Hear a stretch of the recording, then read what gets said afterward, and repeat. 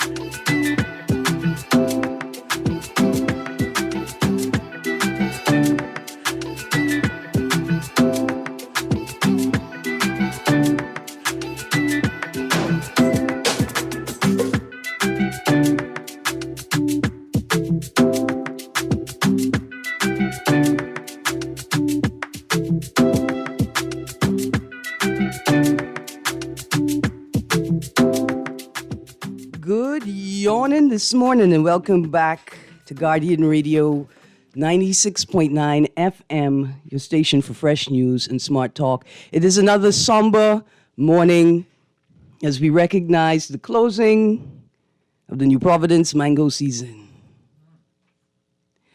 Nassau is the capital of the Bahamas, but Naughty Lutra is the capital of mango season. And we want to say thank you to Naughty Lutra for sharing as many of your mangoes as you did with us this year. We are so grateful that we're going to forget that mango season isn't truly over and y'all may be keeping the rest of the mangoes for yourself. We can forget that because we're so glad that you let us share in so many of your wonderful, juicy, tangy, sweet, sour, tart, syrupy mangoes. We say thank you. And if you do have a tree that still has mangoes on it, I beg you to remember the law and to call me because you are obligated to share the good news with the rest of the Bahamas. And we will stand up in our duty to support you in ensuring that every single mango gets eaten by a human and not a raccoon before the end of the mango season. Anyway, I want to thank you guys for sharing with me in this sad moment. I would like to thank those of you that did share mangoes with me this mango season, including Mr. Mark Palmer. Thank you very much. And for those that didn't share mangoes with me, I want to thank you as well for remembering that I may or may not have a predisposition to diabetes, and I should not be eating 1,000 mangoes in one mango season. But let's be positive. Guavas are on the way. And avocado. And avocado. And the ganeps are on the ground. And starfruit. And starfruit. And hog plum. And sugar apples. And sugar apple. And soursop. And cherry. And passion fruit. And mammy. And still dilly out there. There's no need to be sad. We can commiserate with our friends. Anyway, good morning, Bahamas. I want to thank all the people yesterday who called in to share their agricultural knowledge. That knowledge is as valuable as any other form of knowledge. And it's important for us to be able to transfer sort of individual knowledge into a collective knowledge base to ensure that we preserve said knowledge. Well, good morning. If it's a Tuesday, that means it's a Mark Palmer Tuesday. Today we are continuing our sand dollar conversation from last week. Tuesday, joining me in studio is Mrs. Allison Middleton, Media and Public Relations Specialist at the Central Bank of the Bahamas, and Mr. Luther Smith, Chief Information Security Officer at the Central Bank of the Bahamas. And we're picking up again our conversation, the sand dollar, myths, misconceptions, and misinformation. And so when the show gets started, of course, I'm going to throw out the numbers. We're going to have our sand dollar giveaway, but I'm inviting the audience to call in with their questions, concerns, and any information that they have about sand dollar that they're not certain about, that they're concerned about. And we have two of our local experts in the room to help us clarify any misinformation and get a sound perspective or understanding of what a CBDC is and why the Bahamas has implemented its own CBDC. So let me start by throwing out the numbers to call today: 323-6232, 325-4316, 325-4259, and 242-300-5720. That's 242-300-5720.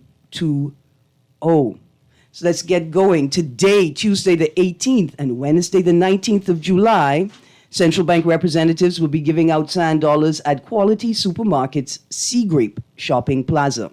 Show your sand dollar enabled digital wallet at the door and receive $20. Spend $18 or more in sand dollars at the register and get $5 back when you leave the store. This offer is limited to the first 100 customers to show their sand dollar enabled wallet at each location. One top-up per person, so as many people as possible can experience the sand dollar. For more details, visit any of the Sand Dollar social media pages or call 302-9880. That's 302-9880. Now for our first sand dollar giveaway of the day. Remember, every day for the next 3 months, we'll be giving away sand dollars to digital wallet holders. Every day, 2 winners can receive $30 in sand dollars.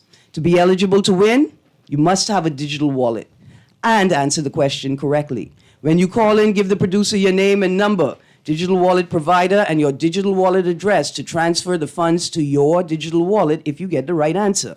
Listeners are restricted to one transfer for the duration of the competition.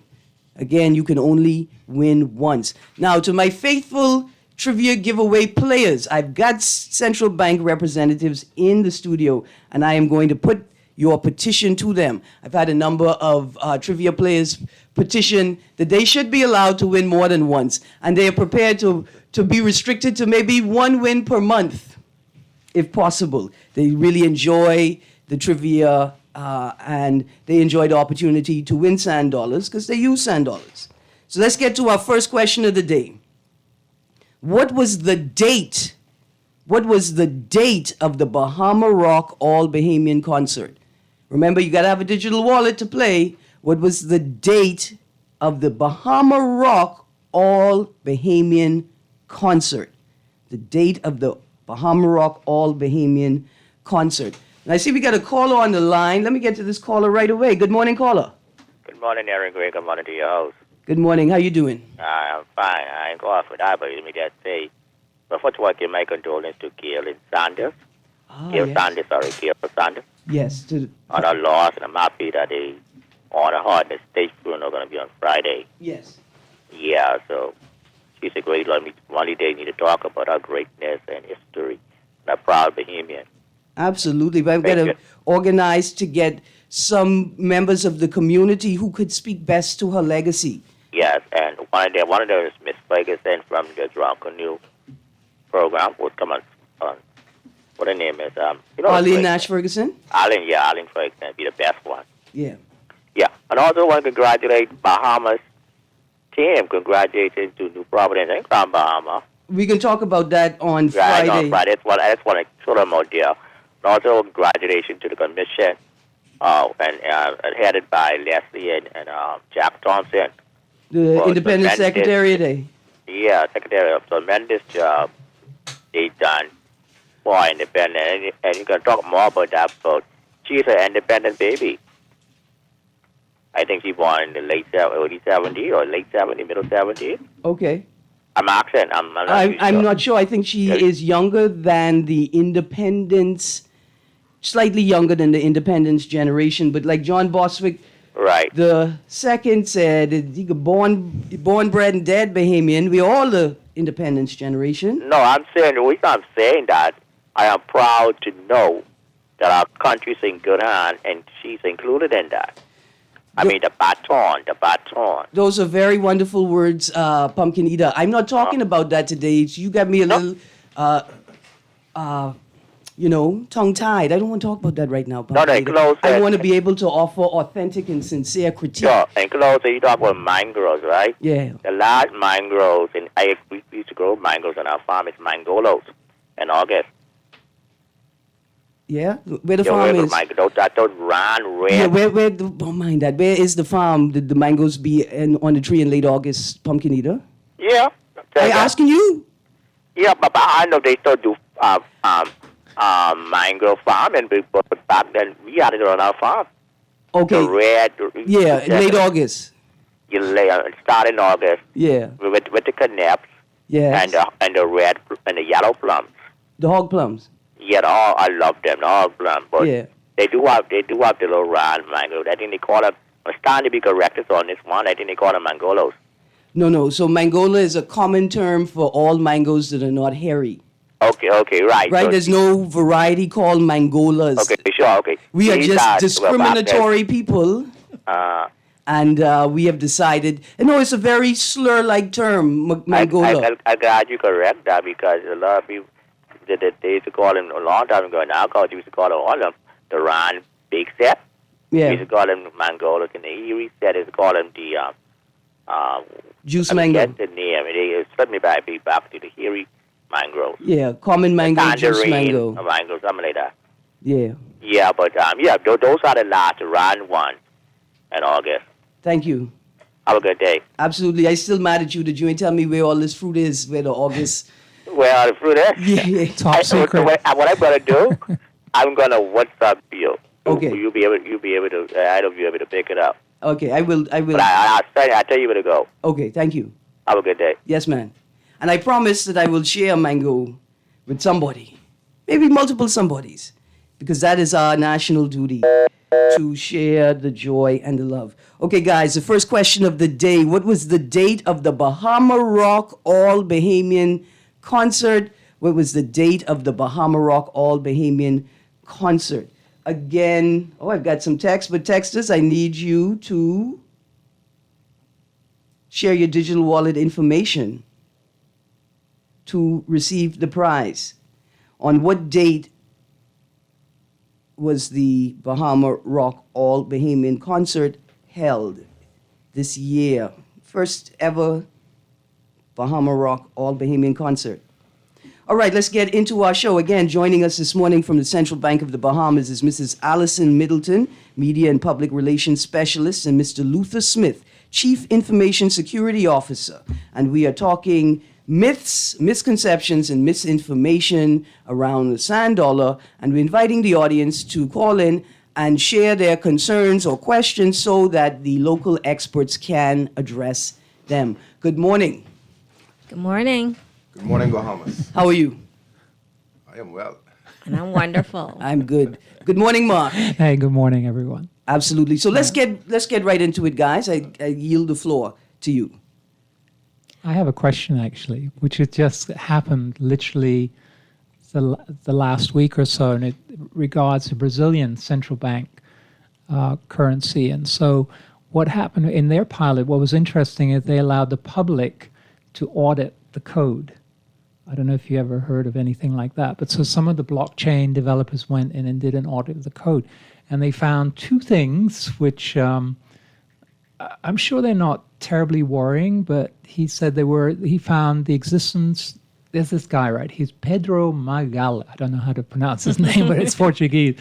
And he said that he found the existence of functions that empower central authority to freeze funds or reduce balances. Well, that in itself, I mean, I think we talked about that. You know, these are things that happen. You know, you can, in the normal course of business, you would do that. But one of the things he said was that the code lacked explicit specifications regarding the circumstance in which the tokens could be frozen and who possessed the authority to execute such actions. So I just saw that kind of an interesting thing. And I'm thinking that's something that's going to be covered in the legislation, that the authority to do that. You know, obviously you don't want somebody just to go and, you know, make these adjustments without the proper procedure being in place. Right? And I would imagine that any state engagement in or activity with an individual's digital wallet must be first authorized by a court order. Precisely. Yeah. Yeah. So I'm not exactly. Mr. Smith, you have to speak directly into the mic. Thank you. Yes. So I'm not intimately familiar with the with the case coming out of Brazil. But what I can say is this: our approach when we did during the pilot and the assessment of our CBDC, we didn't necessarily engage the public directly in terms of any code review. But what we did do is we did engage an expert third party to conduct that review on our behalf, and they provided us with all of the findings and observation and concerns that they would have seen, which we would have taken proactive steps to address. But speaking to the point of the ability, I guess, to freeze accounts or pretty much just make changes to accounts, whether it be debit or credit or close accounts. The fact of the matter is that capability naturally would exist, no different than would exist within any financial framework, right? But there is a legal framework which allows for, or which would have to be followed and adhered to allow for those types of actions to take place, okay?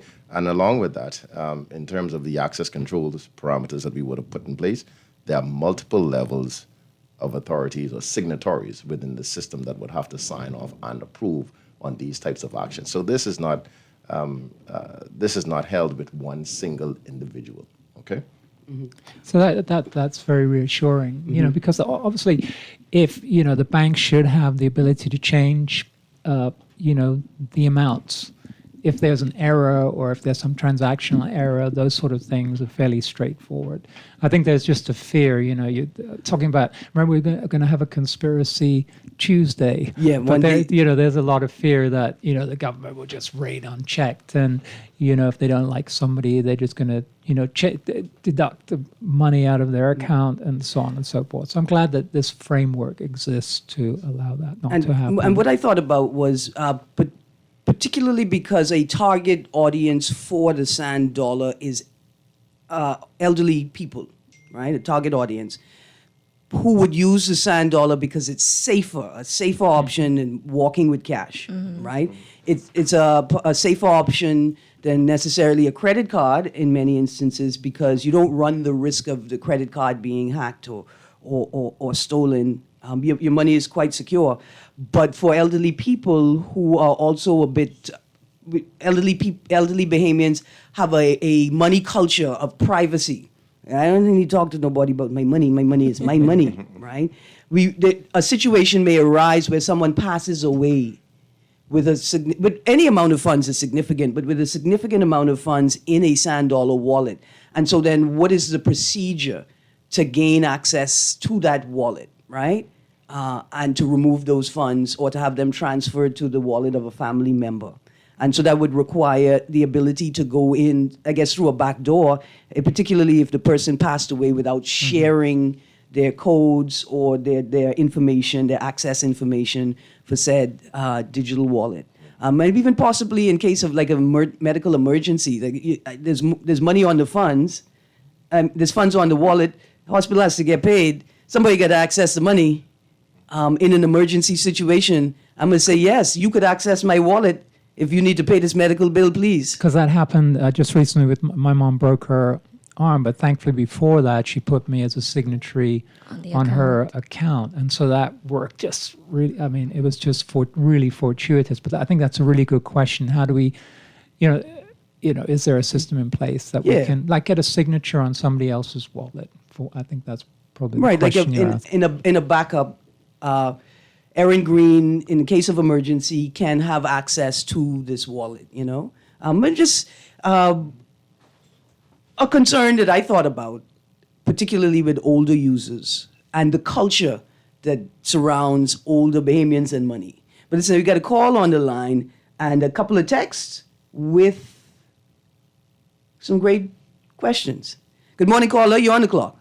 Pleasant good morning, as usual, Ms. Greene and your guest. Good morning, Sparky. How are you? Now, I presently don't have a sand dollar account. Yes. And I always call my age because I'm proud to be 72. Now, I've been through watching us change in my lifetime from pounds, shillings, and pence to the direct use of only the dollar one-on-one with America. Now every day we got something coming up. Bitcoin, disinvestment. Now in the Bahamas, we're talking about sand dollar. What is the benefit it is to me if I go deal with the sand dollar, am I any interest, or am I paying anything more? Am I still the same as using the dollar? I understand technology changing everything. Every day we wake up with some new technology they throw in our face. I still trying to learn how to use the phone itself, because when I left the telco in 2009, we only had the Motorola and the Nokia. Hello, Moto. We couldn't text. We couldn't take pictures. We couldn't WhatsApp. Couldn't Facebook. Couldn't do nothing when I met. Now my grandchildren showing me how to use smartphone. I saw when Samsung came in first with when we went from what it is to anyway. And I'm trying to find out. I'm listening to all these new things coming. I don't know about you, Miss Greene, but every day I wake up in my messenger line, somebody comes on board, some new person asking to be a friend. You say okay, and everybody trying to get you to invest money in Bitcoin, in this investment. It's like you can't keep them off your phone. They're filling up your phone with messenger, ask you to invest in this, and most of these people are very attractive people out of the Bahamas, asking you to send them on $500 and make $15,000 in a day. And it sounds so tempting, you don't know if you're being scammed or what, especially with this technology. When you send your money out of the country somewhere, you might not even hear from that person no more. Absolutely. But I'm trying to find out. Yes. What does it benefit me? Or I don't even know how to deal with the sand dollar. A couple of questions. Thank you very much, Sparky. A couple of questions arose. Why would Sparky use sand dollar? How would it benefit him? And what are the advantages over traditional payment methods for someone like Sparky? The first thing I would say, Sparky, is if you have compromised or restricted mobility, right, whether it is due to a health issue or because of a lack of access to personal transportation, right, then the sand dollar becomes a beneficial tool for you to be able to participate in commerce, right, with your restricted mobility. So now you don't have to go to BPL to pay your bill. One of the things that we do most with it is we top up from home or from wherever we are, whatever location. We realize that, my data plan's still good, but I ran out of minutes to make calls. I can top up quickly wherever I am. And that's one of the benefits. I think let's get into that. Why the CBDC? In fact, the text says we are the first in the world to do CBDC. That can't be good because who are we in the grand scheme of things but a puppet to the powers that be, physical cash. And I'll say this, we are the first to use CBDC, so there's a lot of, Mark, what's the tech word? The people who code there's a lot of testing to be done on the system, right? A lot of new things to learn. So... Yeah, I would just, if I may just chime in on that particular point, right? Yes, we were at the forefront of this in terms of adopting it, right? But there was quite a bit of research worldwide that was taking place prior to the Central Bank of the Bahamas taking the initiative to move forward in this direction. But what we identified is that we had a very specific use case that made this very practical for us, and this was relating to the archipelagic nature. Thank you for the tongue twister there. Thank you. Right?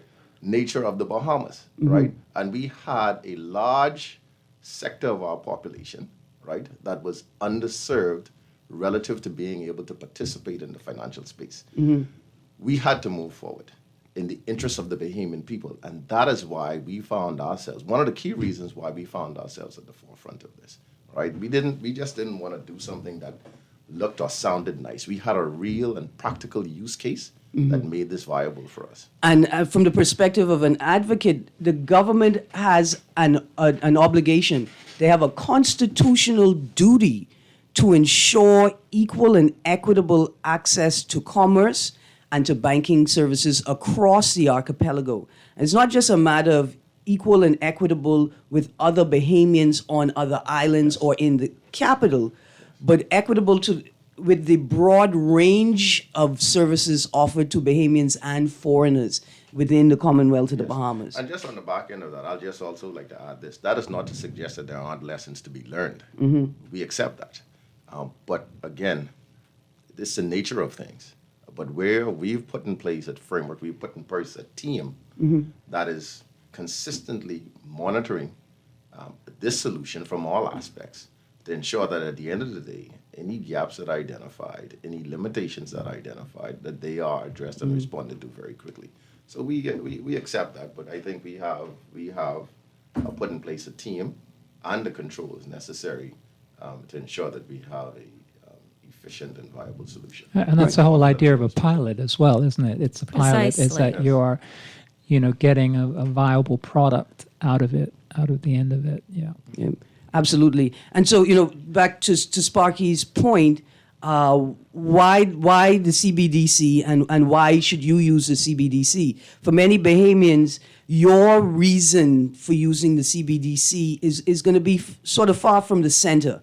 Like Mr. Smith said, we're looking at people who are unbanked, underbanked on family islands where there are no longer banks, where there's limited staff available to service the ATMs and banking options that are available.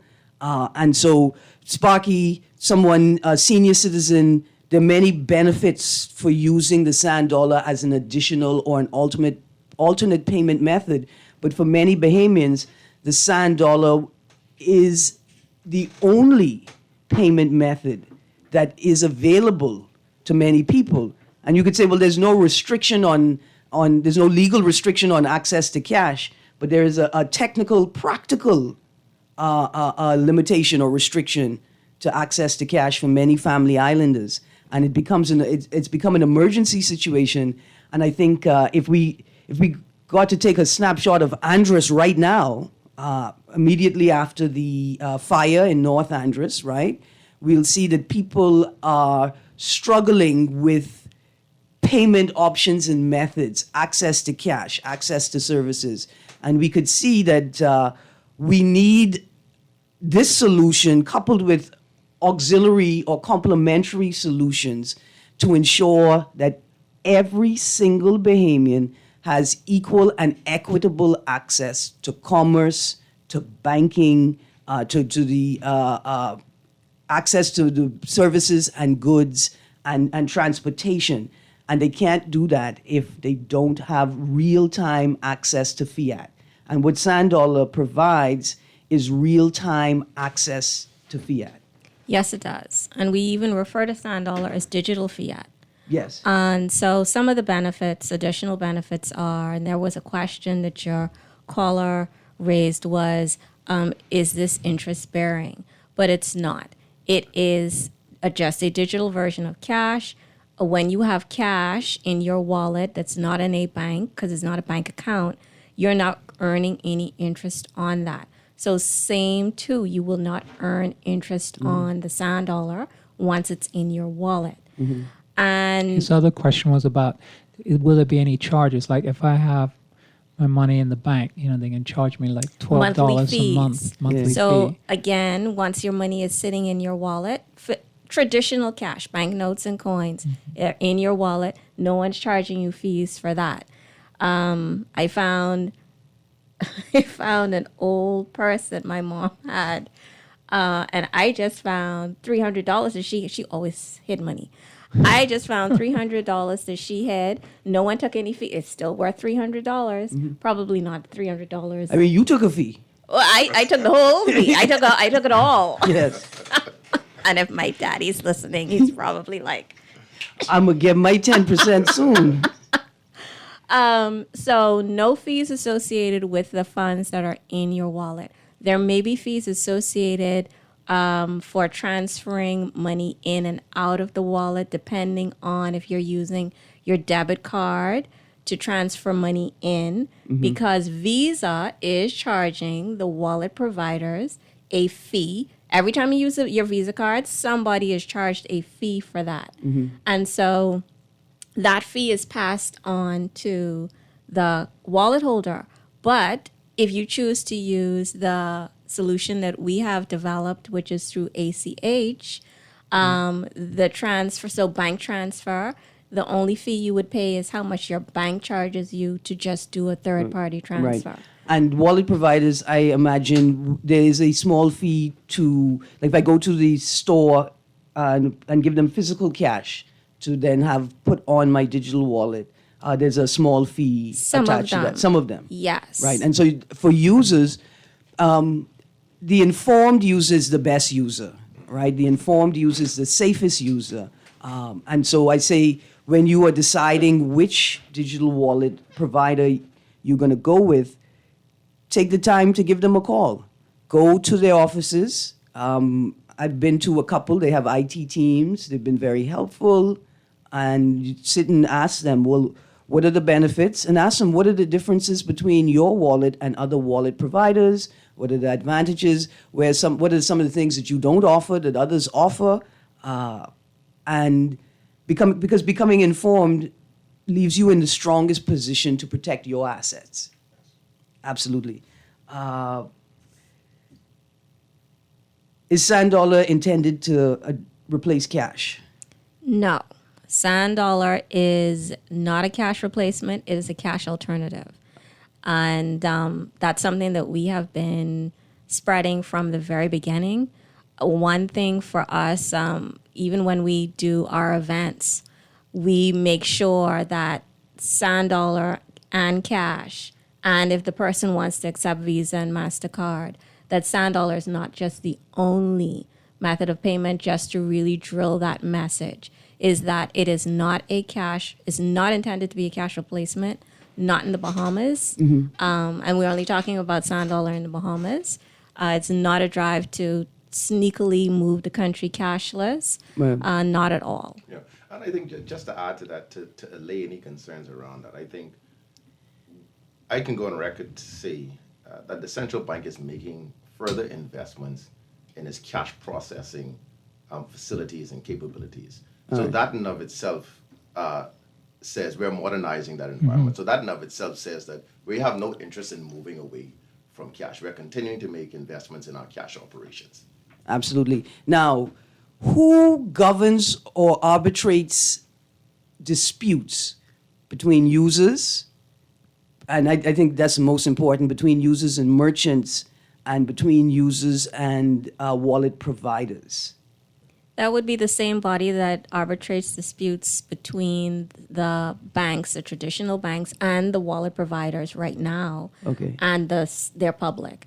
And that is, if there is no resolution, the next thing is to escalate it to the Bank Supervision Department at the Central Bank of the Bahamas. All right. Is there a place online, a website, or is there a form, a document available at wallet providers, at those companies that provide this service, that the user can look at, that gives instructions? Here's what to do if you have a dispute.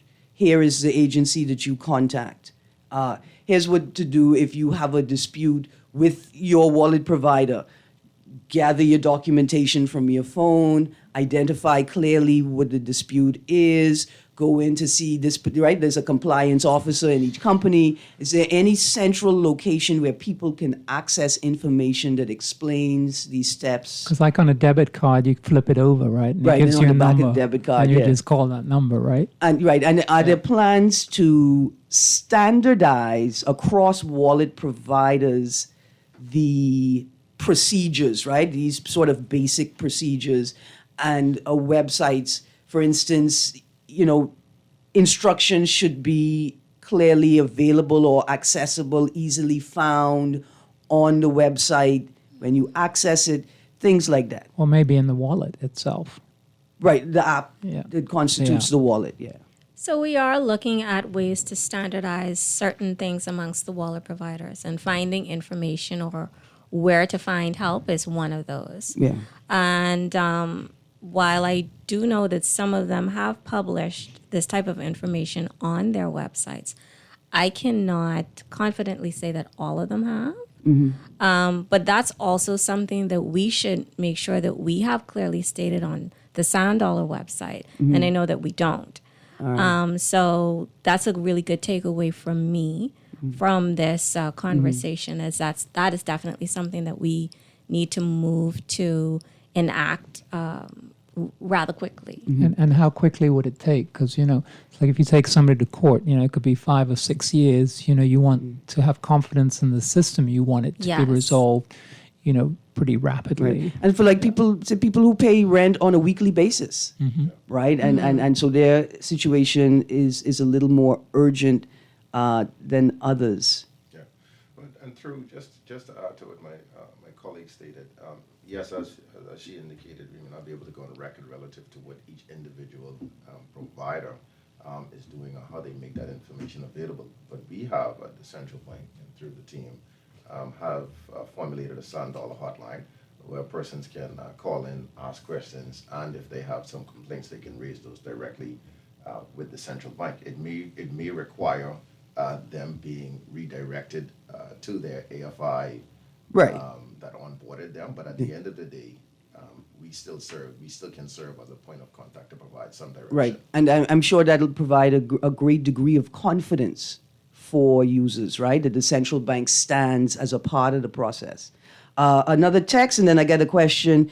Text says, "Morning, if I use the sand dollar to buy something, is a fee taken from the sand dollar balance?" No. Right, no. When I use my SunCash wallet to purchase groceries, there is no fee extracted outside of the cost of the groceries and the VAT, right? That what I would pay in cash is exactly what I pay using my Sand Dollar wallet. Yes, the fees assessed with transactions on Sand Dollar are the merchant. It's a merchant profile or that model. So Right. the merchant pays the Fee. All right. Another concern for Family Island residents in particular, can I access my cash? Like, so Sand Dollar wallet providers, can they or do they provide kiosks? Like, I know there are kiosks where I can put money on my account, but are there kiosks available on the Family Islands where I can withdraw cash in case of an emergency? Some of the wallet two, in fact, have kiosks that do both cash in and cash out. Okay. You can see some of them around the island, definitely New Providence. Is that the big orange box? Well, not the orange box, but that one is actually their green box, and then they have a taller one that's white. Okay. That I don't know that they've rolled that out yet. But then so I'm talking about SunCash and Island Pay. Okay. Island Pay has several locations in New Providence that you can actually see the cashing in and cashing out. Okay. You can call SunCash to find out exactly where their cash in and cash out machines are. Right. And similarly, you can call Island Pay. But both of them and the other wallet providers are looking into perhaps investing in additional machines that they can roll out to the Family Islands to really shore up and support. Yes, Sand Dollar is great, or you're going to pay me in Sand Dollar. I'm not yet comfortable with it. Yeah. Or I need to go to the grocer who's not quite comfortable with it. They only accept cash. And so I now need to transfer these Sand Dollars into physical dollars. And let me go to this machine, the kiosk, and take it off. Have you guys engaged the Bahamas Christian Council? We have been speaking with the Christian Council for quite a while just to, get feedback. But we had a session with them maybe, I want to say about 6 weeks ago. But if you go to the Sand Dollar website, we have, I don't know if we can say that it is he's being an advocate, but the head of the Christian Council did give us some very, very positive, All right. some positive feedback. No, because I was thinking one of the biggest issues with the lack of access to cash, particularly on the Family Islands, is tithing, Yes. right? And churches would be interested in engaging this conversation after hearing multiple people like Erin Greene say, "Oh, Pastor, I have no cash today. You don't take sand dollar. Let me give you this tithes in sand dollars. But to facilitate the continuance of commerce in spaces where it's extremely important, right? And that's a cultural thing. That's not commerce. That's cultural. Tithing is important for Bahamians, The other cultural thing is privacy, right? Because I remember, Right. just from civil society, when we do surveys of people, they, very suspicious who's going to use that data, who's going to get into their business. And so I think one of the concerns, certainly from my perspective, is data protection and consent. And I know we have very strong data protection act in place right now. And there's some concerns may include, potential misuse of that data, because there'll be a lot of transactional data, unauthorized access, or the lack of control over financial information. I mean, do you see that as a problem? The privacy? I mean, is that data going to be respected? It's not going to be sold off to a third party, because I think that's other people's concern. Because it's just separate from like a security issue. That's my concern. Selling of information has become an industry now, right? And Very so the lucrative first thing at to that. say to the audience is, whenever you are getting a new app, you're uploading a new app to your phone, or you're signing on to a new service, you got to read the fine print. You have to read the fine print. You have to take time to read the fine print. In the U.S., there's now legislation that ensures that the fine print has to be reasonable, right? Like, first of all, people have to be able to see it. Second of all, people have to be able to understand it, right? But ultimately, the onus is on the user to read the fine print. how many of us do, though? That's the thing. But right, this is it. Because it's pages and pages. I just ticket. Because most of the apps that we have on our phones enable the app developer or owner to take whatever information they can access from your phone, not just relative to the game itself, but other information, and they can sell it to other app developers. I mean, should we be worried that our data is going to be transacted in some way? Right, as the landscape shifts rapidly, is there legislation governing this generally?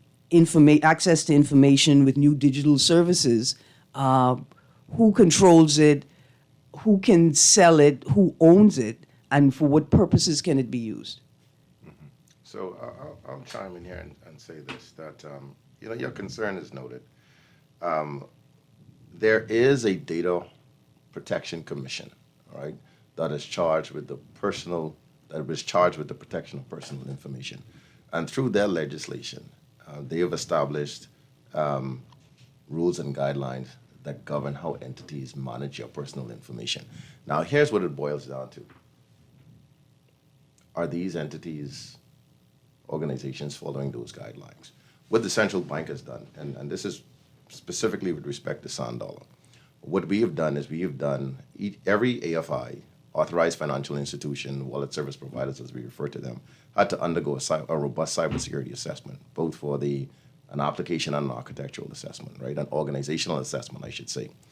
And within that, we were able to identify the types of controls that they have in place, right? So we're satisfied to a degree, right, that these organizations that would have been onboarded, that are participating within the sand dollar space as wallet providers, are practicing or acting in the interest of the Bahamian people with respect to adhering to privacy, protection of personal private information. Yeah, because it would only take one breach or something like that to lose confidence in the whole exercise, which is. Let's go to caller just before we go to caller. Okay. If I watching the wallet transactions and I see Erin Greene buy a dress, and then Erin Greene That's a different Erin and then hold Greene. on, and it's a wedding dress, and then it's tickets. Hold on, they go tickets to go somewhere fancy, honeymoon-esque. And I keep seeing this. Look, I selling that information to the bunch. I selling that. That's value. I can make money on that.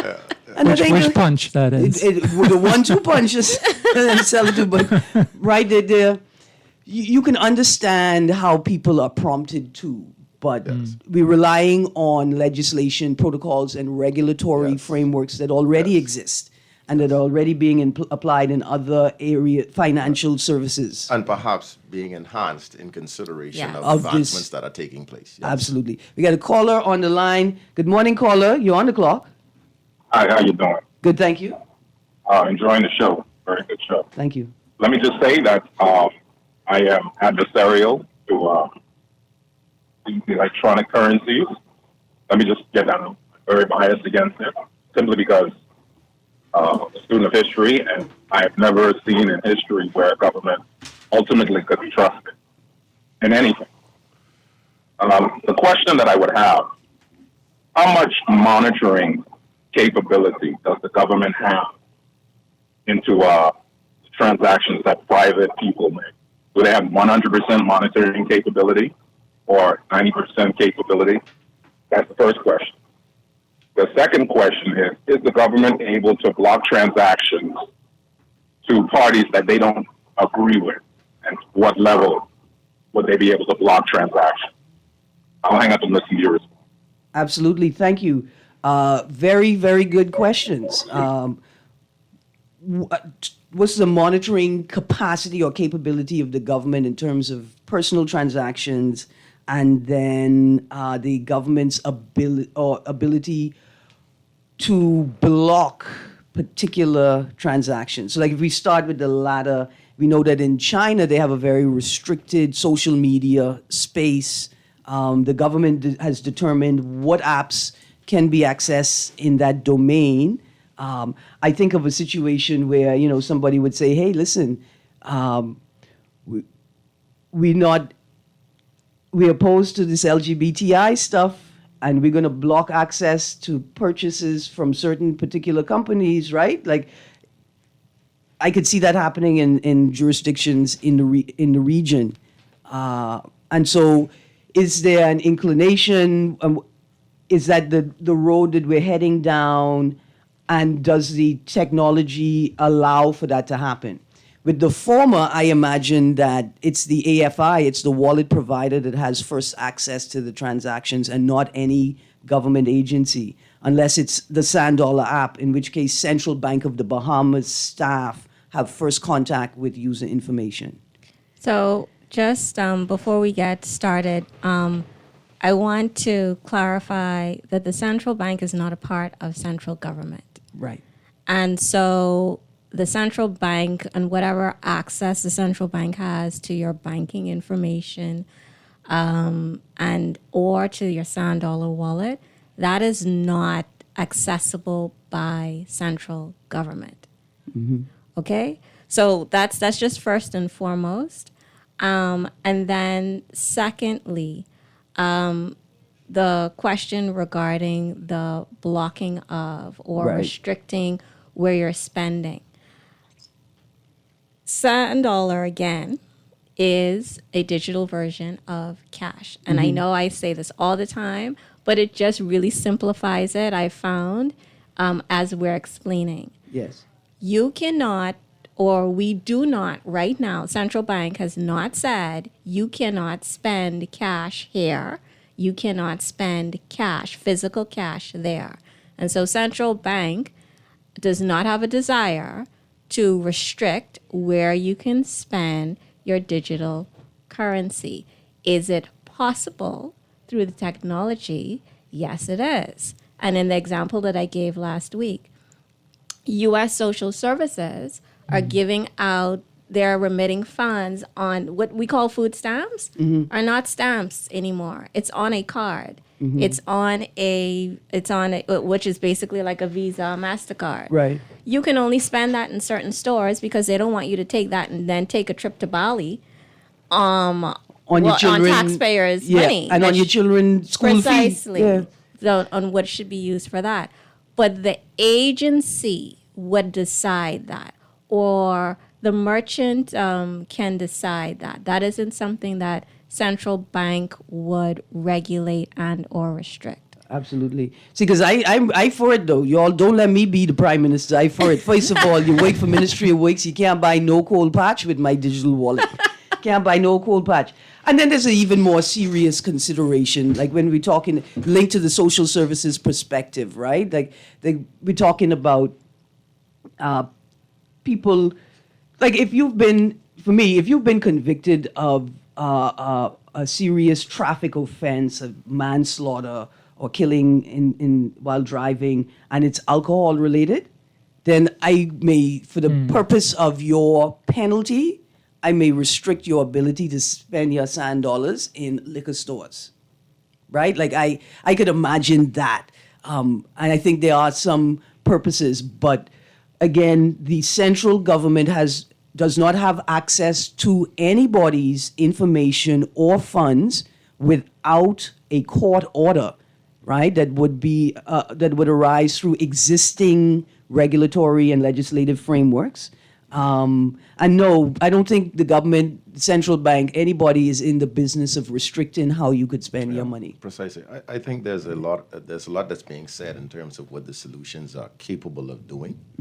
But I think what we need to focus on is what the CBDC or the sand dollar in our case is envisioned to provide to the Bahamian people. Those additional capabilities that arise as a result of technology, the potential just exists. Those aren't our interests. All right? We have very specific interests, and those have been carved out in the framework and in the legislation that has been drafted. Absolutely. Texter, which aligns, as my colleague would have said, aligns directly with the use of cash. Absolutely. Good morning, caller. You're on the clock. You get 30 seconds flat. Good morning, Ms. Greene. How you do? I'm good, thank you. Good morning to your panel there. I have about I had 4 questions, but you lost me with one. One, how many sand dollar cards or wallet can I have? One person.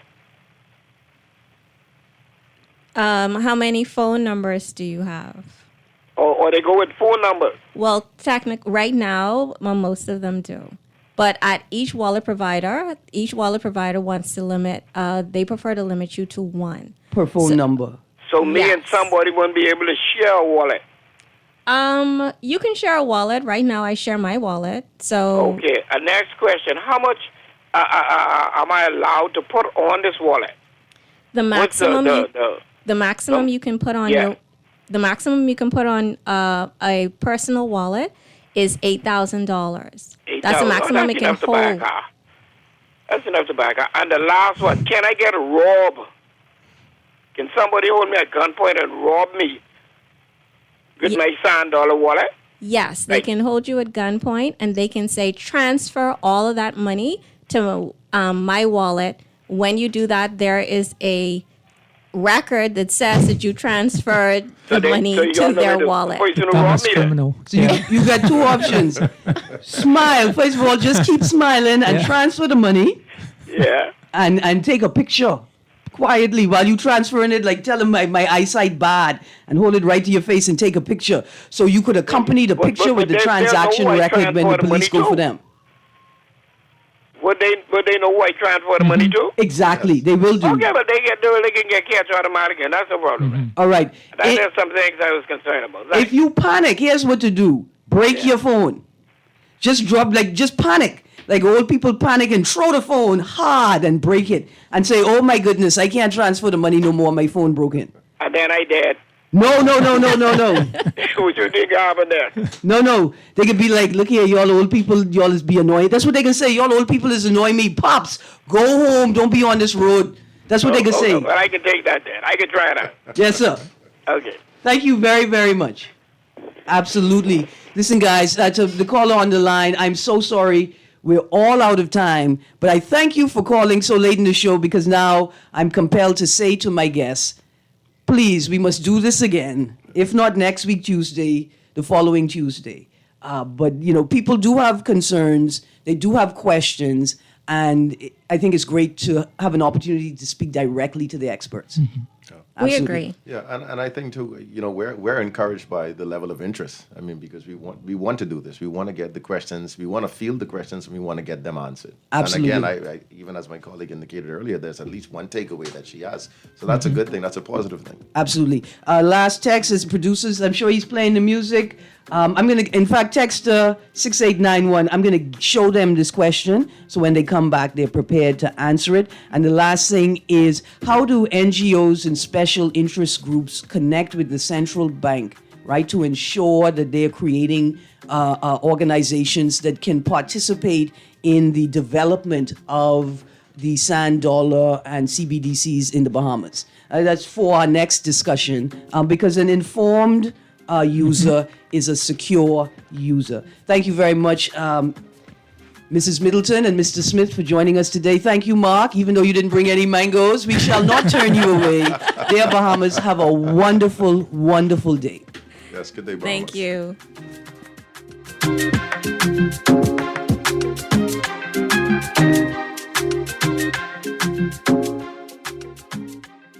This is Guardian Radio 96.9 FM, Nassau, Bahamas.